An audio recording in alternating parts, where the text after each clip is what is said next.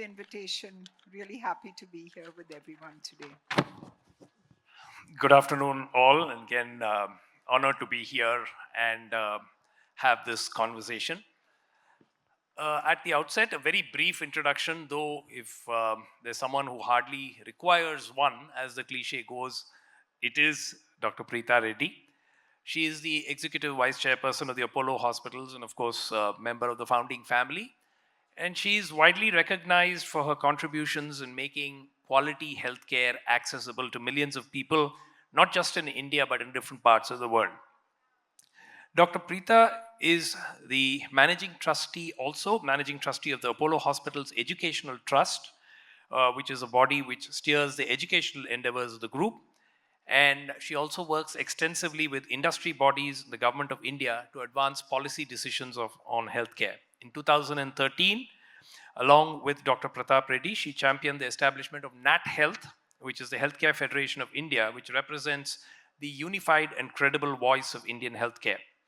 She is also a governing council member of the International Hospital Federation, and she is an independent director on the board of companies, and she's also part of several social projects where she has provided leadership projects like Sachi, or Save a Child's Health Initiative. She's received multiple honors, including the Economic Times Businesswoman of the Year Award, Sir Jahangir Gandhi Medal for Industrial and Social Peace from the Xavier School of Management.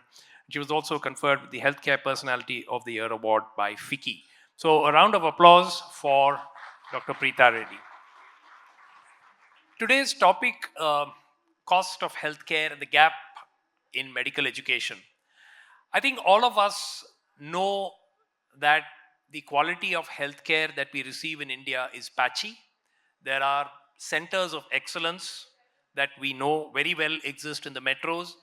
And despite all the improvement that we've seen over the years, there are massive gaps in both access, affordability, and quality in many, many parts of our country. One of the problems that has been identified is medical education itself. In fact, that's where a lot of it is believed to start. So I could start this debate by getting getting your inputs on what do you think are the primary problems with medical education in India as it stands today, and how some of these could be addressed. Thanks, Sumanth. Really happy to be here. Very clearly, I think health and education are a fundamental right. You know, every citizen of India is entitled to good quality, at least good quality basic education and health. And I think, everyone has tried, particularly the present government at the center, by putting in multiple focus in investment, change in policy. So I think we are, in a way, on the right track.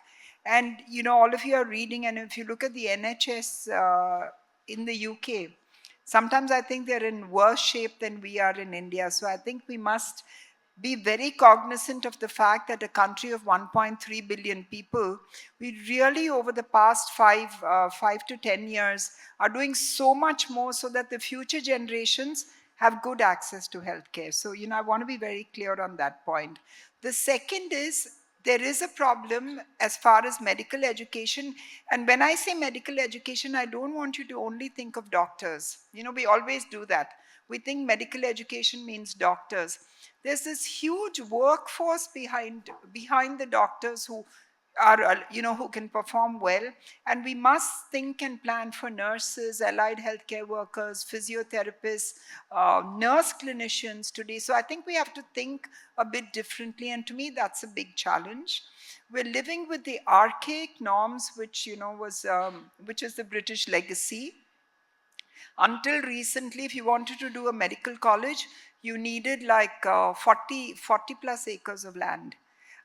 You needed this much of building and infrastructure. You could only do 150 students. So there were so many norms put in which worked very well in the past. But if we're thinking future, forget about the past. You have to plan for an aging population. India wants to heal the rest of the world. Very ambitious plans. Whether we like it or not, our nursing staff are waiting to go overseas because they make so much money. So there's all this which is in a way a challenge in the ecosystem. But we sitting here thinking future, thinking policy, trying to make a difference, have to see what are the 1 to 10 things we can do to make a difference. And I think change in policy is happening. A lot has happened, lots more to go. Change in mindset, because we have to think technology. We have to understand that you don't need 1,000 square feet to just take care of 10 people. You have to say 1,000 square feet will take care of 100 people. So I think these are the kind of thoughts which have to come into our mind. Challenges are there, everybody has them. The cost of medical education has been a huge problem. I mean, governments are heavily subsidizing the cost of medical education for students, but the private sector, it costs around 20-25 lakhs a year.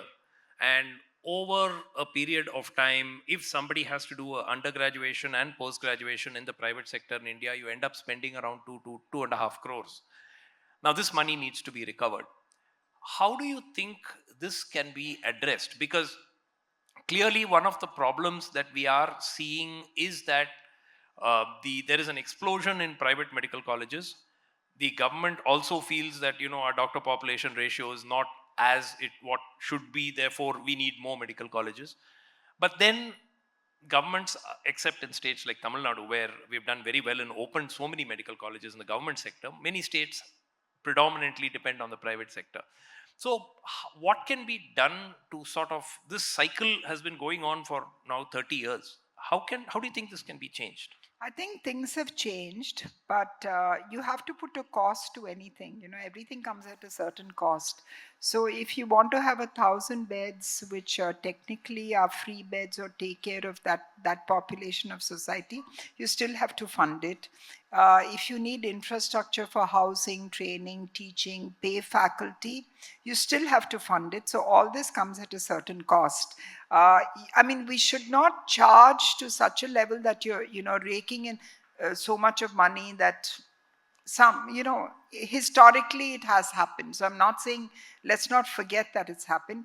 But going forward, for example, if you take the 2 medical schools which we run, if that helps, it is not a university, so it is with the local universities. And then there is a quota that 50% will be those who've passed NEET who get into it, and they pay 15 max of 20,000 rupees per year. So that is there. Then there's a second category which then pay a couple of lakhs a year. Then there's a third category which is 15%. You can change whatever. In a way, forgive me for this, but I think we're being like Robin Hood. Okay. So you're charging a certain population and trying to subsidize all that. Now, I personally don't think it's the right thing to do. Yep. You should have like a decent norm, and then give scholarships, give it to deserving students, have a system in place so that you do that. This way, it is skewed. So I really think India as a country is not getting the best. And unless people are able to fund these medical colleges and do it in a way which is transparent, which is practical, and in which you succeed, which means you bring out every year 200, 300 bright medical students who will be doctors of the future. I think that's the way we have to think of it. But would you support the proposal which was there a few years ago for a 3-year quote unquote rural doctors? Because one of the major challenges is that there is doctors are concentrated in urban pockets, and rural India still does not have access to certainly specialists, not even super specialists. Even specialists are in short supply in rural areas. So would you support the concept of having the earlier scheme, which sort of has been shelved because there was a lot of opposition from the medical community, to have a 3-year program where you have doctors who are trained as primary care specialists? The cost would not be too high. They could be deployed in rural areas and so on. Would you support something like that? See, we have to think differently. You can't force students who are studying in medical schools to go and serve for 3 years in a rural area, unless you're like the government of Singapore, which says that everyone has to be mandated to join the army, You can't do that. It's not going to happen. But I think you should encourage people, have a certain subject and a syllabus in the curriculum which says rural medicine is required, but they're not going to go for 3 years. Let's be practical. That will not happen. You can have a special subject for it and then say you become government employees to go and serve there. So I think we have to think a little differently. The current norms are not going to work, and you can't send somebody for 3 years into a village. They'll just run away. They'll give you But the excuses. concept of a non-medical person, non-medical in the conventional MBBS MD sense, actually starting to deliver some basic level of primary care. Why is that not being looked on, or do you agree with something like that? I I think it's going to become the norm because you're not going to be able to get away from it. But you need to train people to be like high quality scientific officers, which means you give them the basic anatomy, physiology, the whole medical piece where they know how drugs have to be prescribed and interact. And then use technology. I mean, India is spurning out the most fantastic future looking technology. You have AI, you have equipment, you have telemedicine. We really have everything. And I think we need to put that to use to serve the rural population. At least an underserved area then becomes served. And think like that. We serve Himachal, the highest locations in Himachal. We handle a crisis. We've done all that. We just have to scale it up and let the regulation open up in such a way, but keep oversight for outcomes. So think differently. You will see that the traditional MBBS won't go and sit in the rural Do you areas. do you somehow feel that the healthcare industry itself is resistant to change? I know any industry is resistant to change, but the healthcare industry particularly seems to be resistant. I mean, there is technologies, for instance. You are aware, you're one of the early adopters of telemedicine, but most of this country woke up to telemedicine when COVID happened, even though the technology has been there for more than 20 years. So the why is it that doctors and the industry sees a challenge to revenue that makes them insecure? Uh, for instance, now the AI models which have come in, uh, why is there so much resistance to change? The Clinical Establishments Act, I mean, some of the rules there were so straightforward. It said that, one of the rules which doctors objected to was that you should have a hand wash area and a source of water supply in a clinic to wash, for the doctor to wash his hands. Otherwise, you're not supposed to be running a clinic. And even something as basic as this has been objected to. So, do you think that, one of the stumbling blocks in this entire ecosystem has been the attitude of the industry in some ways? I don't know as much as attitude as, if you can communicate. Maybe we haven't communicated it right. Instead of saying you must have a hand wash, you'll have to say, listen, doctor, if you don't have a hand wash, they won't even look at you and say you're a doctor. Educate the patient. Let the patient say, where is the hand wash? I think the way we have to approach it has to be a little bit different. And I just want to give you a quick quote, which is Abraham Flexner. He's an American educator and a reformer in the medical education space. And to him, he says the purpose of medical education is not to fill the mind of students with facts, but to teach them to think and make aware of the fact that half of what they learn in medical school will be outdated in 5 years. So, that's where we need to come from, that a lot which we've learned in medical school, you can just Google it anyway. So why are you paying upwards of so many crores for that? It's in your palm top. So I think the mindset, the shift of clinging on to the past, that probably has to change. And And a lot of your answers will come from that. yeah, and we know that very little has changed in the way medical education is imparted. And I can just take 10 seconds to tell you my own example. I mean, I did very well in my undergraduation, quote unquote, because if you judge me by my marks, then when I came into my internship, I realized that I didn't know how to treat a patient, even though I had awards and medals and so on. Then started the process of relearning the entire process, because we simply were not taught in medical education in India how to deal with problems and how to deal with patients. We were told 100 causes of something, 200 syndromes, and all kinds of things which you would memorize, rote learning like many other specialities. And today we see that, 25, 30 years later, almost nothing has changed. We are still having doctors who are coming out who know very little about how to handle patients. The even more worrying part is that they haven't even seen too many patients, because many of the private medical colleges don't have patients. They have patients, by the way, in their registers.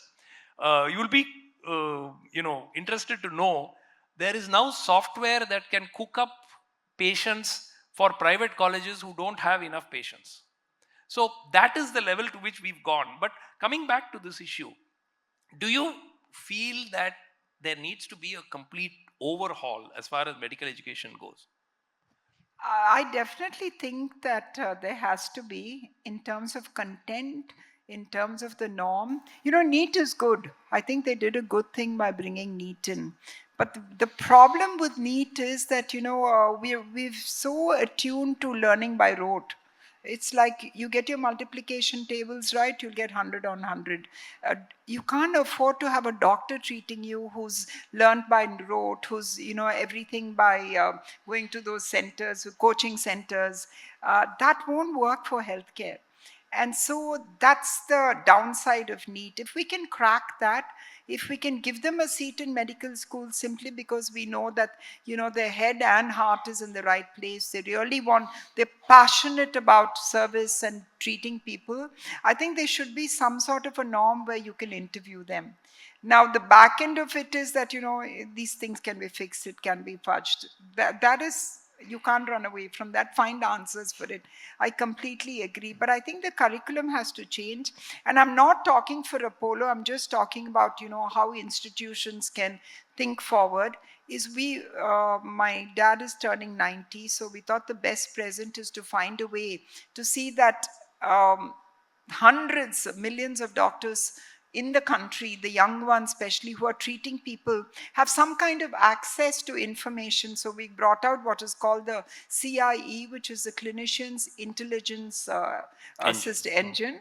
And that will give, for today it's for 80 different manifestations of clinical, so whatever happens, disease patterns, but it will go up to about 800 and much more.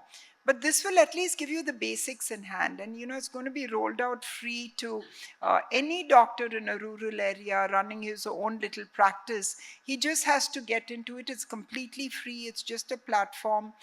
Later on it will probably be on their phones also. So I think the knowledge is there. There is AI, there is technology.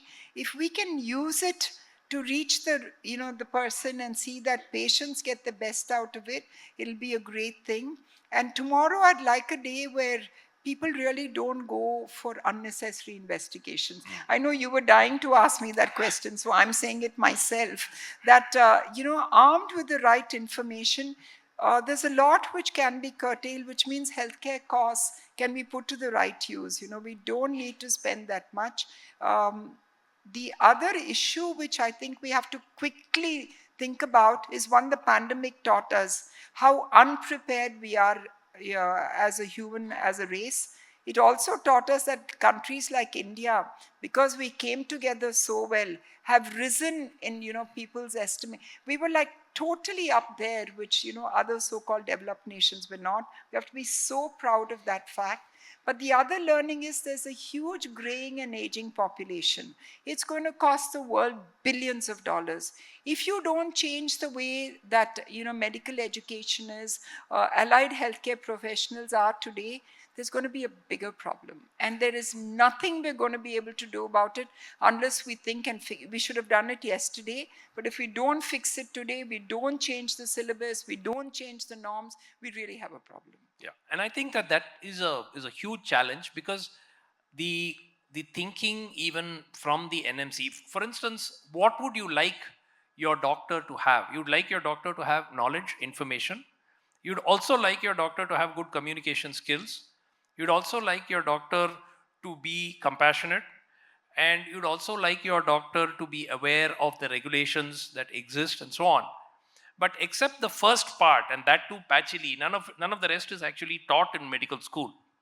So they are sort of let loose on society to sort of find their way, as it were. What is it that prevents, and you would have interacted with the likes of the NMC and the MCI earlier and so on, what is it that prevents them from introducing IT skills, for instance, which today is a given, but 20 years ago it could have happened. India today, by the way, still does not have a mandatory law for an electronic medical record, which means that even in an outpatient setup, you are not required to maintain, as per law, at the doctor's end, a copy of what you actually prescribe. You can do it. Only for inpatients are you actually required to retain data. So what is it that prevents these things from actually happening in India? I mean, clearly these are policy issues which government can say 10-year time frame. It's been done in almost every developed country in the world. Why can't India do it? Suman, two things. One is the National Digital Health Mission is actually addressing a lot of this. So it's hard in a country where even literacy, it has to be in multiple languages in the first place. So I think the journey has begun, and there will be a backbone, a digital backbone with all health information coming, which again will help change the rules of the game to a large extent. And I think I'm confident it will cut healthcare costs for the country, because you will just find disease patterns. You will be able to do it, so that data, when it happens, is it going to happen in the next 2 to 3 years? I don't think so. That's too ambitious. But it happens 10 years will fly. If it happens 10 years from now, it's still a great win for us. So let's think about that. But where you need a law is to insist that people use technology. That is not there. You can get a license to practice. You may not be using electronic records. So even if you can access it, which is available, you're not mandated to do it. So to me, the problem lies there. And when we talk healthcare, I don't want us to forget the fact that the doctors are a large piece. They're always in the front of our eye. There's this silent workforce, which is the nursing Nurses. workforce. For heaven's sake, we have to do something for them, because that's why they're going away. They become nurses. They do because they want to go abroad and earn a better living and things like that. So what are we doing for them? We're not even thinking about that group of people. I think that's where Yeah. I And I want to think flag. that, yeah, I think I agree entirely, because the nursing education area, there is no great excitement in starting nursing colleges even. For instance, in this state where we've had, now we have something like 35, 40 colleges in the government sector for medicine. There are hardly a handful of government colleges for nursing. And then there have to be, even private sector doesn't come in because it's not that high a revenue earner. And by the way, nurses spend, it is estimated, 10 times more time with the patients than the doctors do. So we have to understand that they are the backbone of the healthcare system, rather than just the doctors. One controversial Icing question. on the cake, budget announcement was 157 nursing colleges. Nursing I wish colleges. there was another zero next to it and it was 1,570. Yeah. But having said that, that's what keeps me awake in the night, to think that, yes, even if I look for data, it's all about this many doctors, this many medical colleges, so on and so forth. If I ask for data saying how many nursing colleges are there, public sector, private sector, they have to search for it. And that's a worry, that nowhere in the world are we thinking of this workforce. They take on 50% of the burden. And I'm not talking India, by the way. Global. UK wants a shiploads of Indian nurses. Australia wants, Canada wants, the UAE, they're going anywhere. So what are we doing? Yeah, absolutely. One controversial question: do you support medical education in regional languages? Now that's a big push by the government. I mean, in fact, now they've introduced medical education in Hindi. They want regional languages also to follow. I mean, state governments have been told you're welcome to open medical colleges in your states and in the regional languages. Does it make sense? Because one of the things is it's been said that such a move would make medical education more accessible and thereby inherently have a cost impact in terms of bringing down cost. So, plus and minuses. You could get a medical degree in France and only speak French. So why not? Some of our states are larger than France. So that's one side of your question. The second half of it is that the portability issue.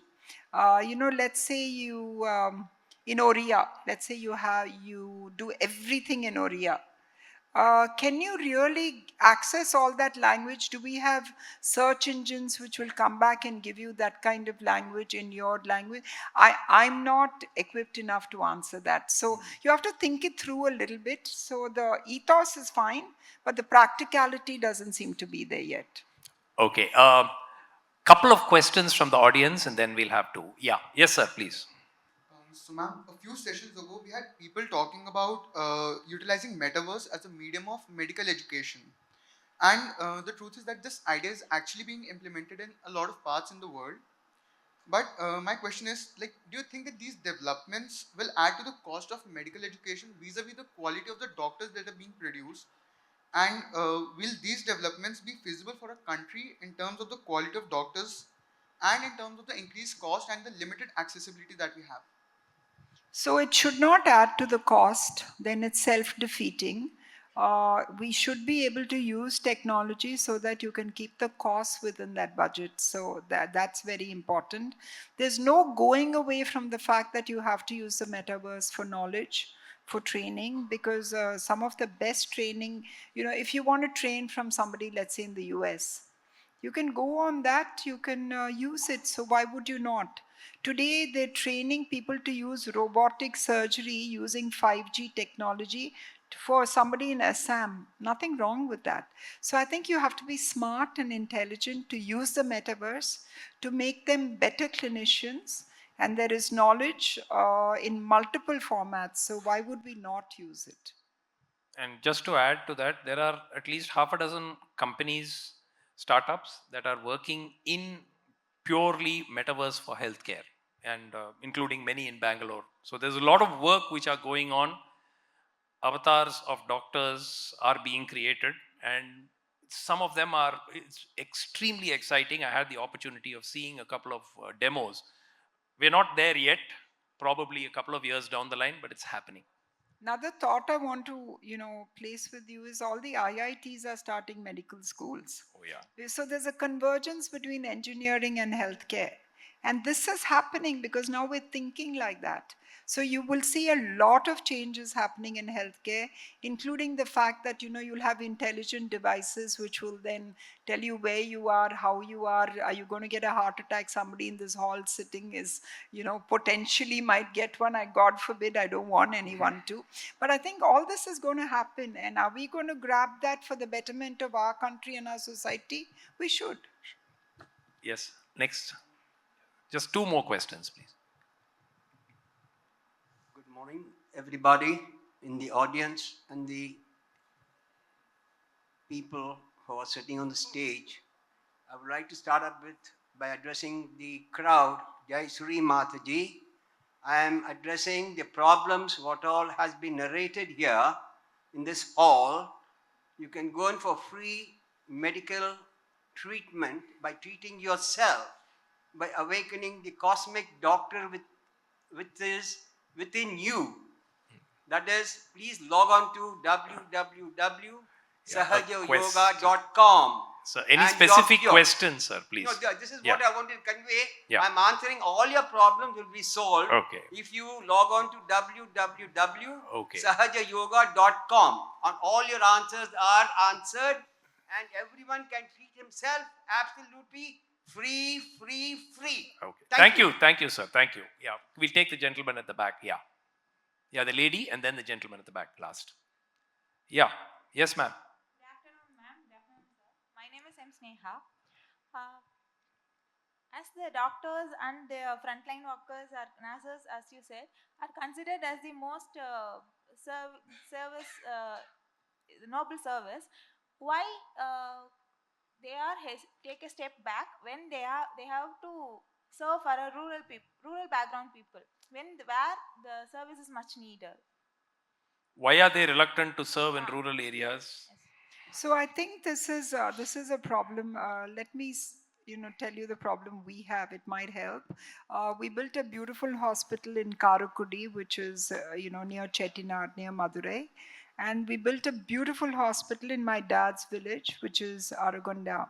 But for both those, we're not able to really get somebody to move like a super specialist from the city to go there because they have children, they need schooling, they need a social life, they need to go shopping. There's so many things. You can do it for 6 months, you can do it for maybe a year, but it's hard because you need the surrounding of the city life. Now in Aragonda, which is again my dad's village, our super specialist knee transplant surgeon has done 500 knee replacements, not a single infection. So they've gone there as a team. They work for 24/7 for a whole week. They do, and you get the outcomes. So I think we shouldn't be fixed in our mind that the specialists will really give up everything and go and live in the rural areas. It's a bit hard. From sheer experience, I'm saying that I don't think that will happen unless the rural areas also give you that kind of a city life. Last question. Yeah, the gentleman at the back. Hello, my name is Nitin. Thank you for the talk. So, we were discussing a lot about medical education in university. So, I want to take a step back. A lot of students from school, for example, who get into the medical education line come through influence from their parents. So, there are so many young minds who are thrust into this line against their interest. And the irony is that we don't have enough doctors and not good doctors also. So, to some extent, this requires counseling. But how do you generate interest in high school students to pursue this as a profession apart from just selling, be a doctor? Like, what is it about the study itself that can make them enthusiastic about being doctors? You're younger than me, Sumanth. Do you have an answer? No, I've got a very, difficult answer to that. Look, today, if you go and check the families of doctors who do not have nursing homes or hospitals, my gut feel is that 80% have asked their children not to do medicine. So I think that there is this pressure that you talk about that comes predominantly from parents who have invested in a healthcare setup. They have either a very large practice or they have invested in hospitals or healthcare infrastructure, and therefore they want their children to get into that. Otherwise, most doctors, in fact, the joke in our batch itself is that the vast majority of our batchmates kids did not choose to do medicine. Those who did are those who generally had hospitals. So I think that that is changing. But your question of what needs to be done in schools, yes, aptitude has to be assessed. Right now we are not assessing the aptitude at all, but parental pressure is not as big a factor as it used to be in those days because multiple options are available. In the earlier days, you either did engineering or you did medicine. You didn't have, too many other options. Maybe you did law, one or two other things, but that's about it. Today, you have 100 different options. So opportunities are there. So the pressure comparatively is a little less. But yes, counseling, aptitude assessment, we are not even doing that at a basic level, assessing what is the child interested in, what does the child have an aptitude for, and therefore could he or she pursue that. We're not doing that. Perhaps that would be a good idea. Your No, I totally agree because it was you either had to be an engineer or you had to be a doctor. And now it's like, you have to be like in software and find a way to go off to California. That also, parents are pushing in that direction. Then financial services. I think today it's much better to be an investment banker. It's cooler than to be a doctor. So I think it's changing, and we have to understand what the future students want. And today is not the day to really force them to do anything. We'll have unhappy doctors, which is scary. Yeah, I know. And healthcare is at a tipping point. It's my very firm conviction that we are, maybe 3 to 5 years away from a massive disruption in healthcare. I know that many may not agree with this, but people like us who've been in the healthcare IT industry for a long time feel that we are probably 5 years away from a major disruptive change in not just medical education but healthcare delivery itself. So I think it's been a very interesting session. Thank you so much for sharing your thoughts with us. And so many fascinating insights have come from it. Once again, thank you for being here today. Thank you, Sumanth.